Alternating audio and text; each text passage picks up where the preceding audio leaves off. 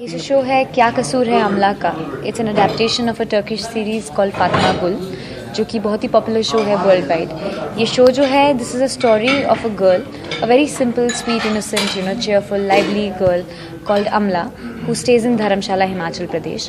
उनके छोटे छोटे सपने हैं कि वो अपना घर बनाए, पहाड़ों के बीच में अपने हस्बैंड के साथ रहें और खुशी से रहें, अपनी परजाई से वो उनको पसंद नहीं है ज़्यादा, तो खुशी से फ्रीडम के साथ रहना चाहती हैं। बट अल्टीमेटली शो में उनके साथ एक ऐसा हादसा होता है जिससे सब कुछ चेंज हो जाता है एंड जो भी उनकी चीज़ें, जितनी भी सारी अपनी चीज़ें थी, सब दूर चली जाती हैं। उनकी मैरिज टूट जाती है और उनको सिटी छोड़ के, धर्मशाला छोड़ के कहीं और जाना पड़ता है। उनकी शादी अपने ही रेपिस्ट से हो जाती है। So that is one of the biggest challenges that she faces and how she overcomes it is the story of Kya Kasoor Hai Amla Ka.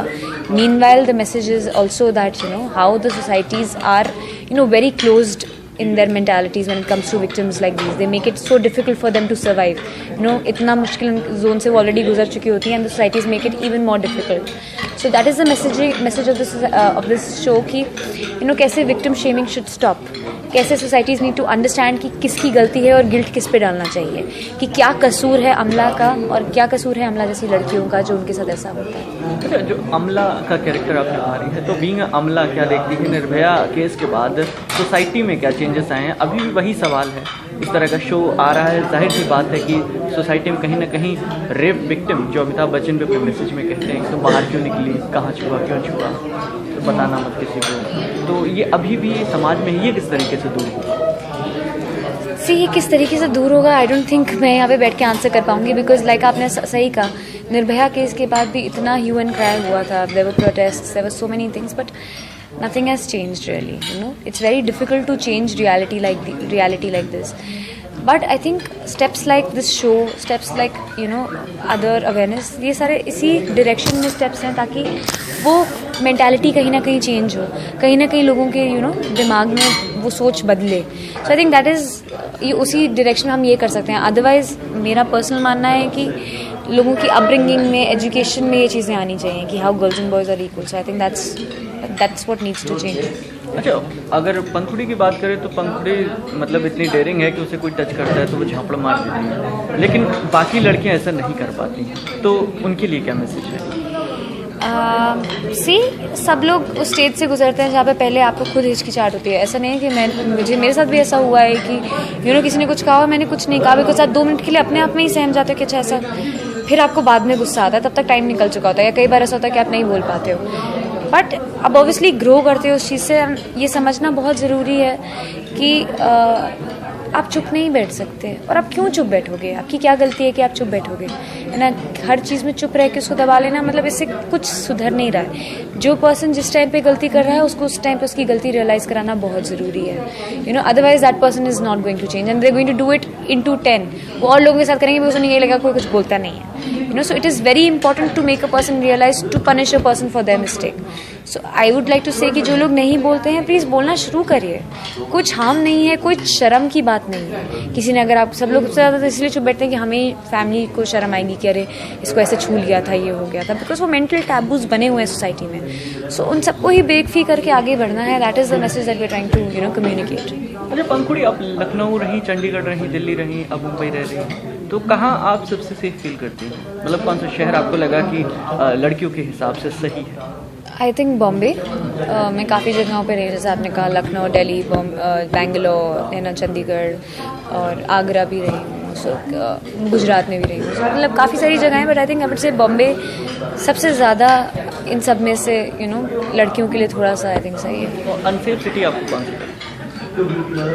Unsafe city Delhi, Noida.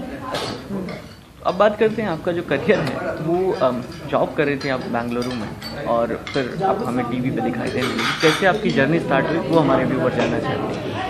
बिल्कुल सही कहा। मैं हूँ लखनऊ से, पर मेरा ग्रेजुएशन और मतलब पढ़ाई मेजरली दिल्ली से हुई है। सो मैंने Delhi university Hindu college English honours की ग्रेजुएट हूँ एंड वहाँ से प्लेसमेंट हो गया था मेरा आईटीसी में। So I worked as assistant manager sales with ITC for 2 years in Bangalore. But actor हमेशा बनना था मुझे, तो समझ नहीं आ रहा था कैसे बने, बिकॉज कोई कॉन्टैक्ट नहीं था। तो काफ़ी थिएटर किया है स्कूल एंड कॉलेज में एंड कॉलेज टाइम पे मैंने एक शो किया था दूरदर्शन का, जो शो आया नहीं ऑन स्क्रीन बट उसका पायलट बना था। तो उसी शो के क्रू में से एक था इंसान जिन्होंने 2.5 साल के बाद मुझे कॉल किया when I was working in Bangalore. तब उन्होंने मुझे कॉल किया and that's when I came into the industry. I did an episode call Yeh Hai Aashiqui. So that's what how it happened. अच्छा, रज़िया सुल्तान आपको किस तरीके से मिला? जैसा कि मैंने कहा 2014 में जब वो कॉल आया, मैंने ये है आशिकी किया, तो वो ये है आशिकी के उस एपिसोड के लॉन्च के बाद मेरे पास कास्टिंग कॉल्स आने लगे, जिनमें से एक रज़िया सुल्तान भी था। ऑल उस टाइम रज़िया का कुछ नहीं हुआ था एंड अक्टूबर 2014 में I finally shifted to Bombay and I did Fanaa season 2। Fanaa season 2 के ख़त्म होते होते रज़िया का फिर से ऑफर आया and they asked me if I was available and I said yes and that is when Razia happened again and we started shooting from January 2015. So yeah. और अमला के जो रोल है, लीड रोल है, ये आपको किस तरीके से मिला? ये भी इसी तरीके से मिला। रज़िया ख़त्म होने के बाद मैंने इमीडिएटली कर्ण पिकअप कर लिया था। कर्ण ख़त्म हुआ 2016 अगस्त में एंड फिर नवंबर दिसंबर सितंबर अक्टूबर नवंबर दिसंबर 4 महीने मैंने कुछ नहीं किया। तो वही ऑडिशंस कर रही थी, वैसा ही एक ऑडिशन का कॉल इस शो से आया था एंड फिर फाइनली जाके दिसंबर आई थिंक 20th को I got selected for this. Then उसके लेवल्स क्रॉस किए, audition, mock shoot, look test, then finally I got selected for this. तो हम कह सकते हैं कि स्ट्रगल को ज़्यादा नहीं करना पड़ा, चीज़ें अपने आप आती गई मिलती गई? नहीं, ऐसा नहीं है। मतलब हाँ, मैं लकी डेफिनेटली हूँ। मैं थैंक भी करती हूँ गॉड को। आई एम ऑलवेज ग्रेटफुल कि that I get to play characters and I get to act and I get to play substantial characters. Razia देखें historically substantial, Draupadi mythologically substantial, and now Amla socially very very substantial these days, So I'm very grateful कि ऐसी opportunities मिलती रही हैं, but हाँ मेहनत नहीं करेंगे तो कुछ नहीं होगा, तो करनी पड़ती है। तो फिर कुछ बॉलीवुड में जाने का सोचा है या कोई ऑफर्स आया या कभी कोई ऑडिशन दिया?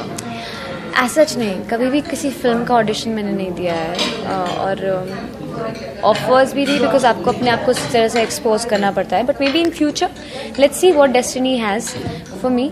तो अगर ऐसा कुछ हुआ, कोई ओपनिंग में, I definitely like to explore. I am an actor, so the medium doesn't matter, I like to act.